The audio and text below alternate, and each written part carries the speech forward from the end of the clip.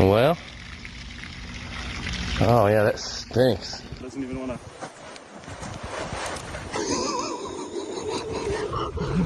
Here goes, and it's going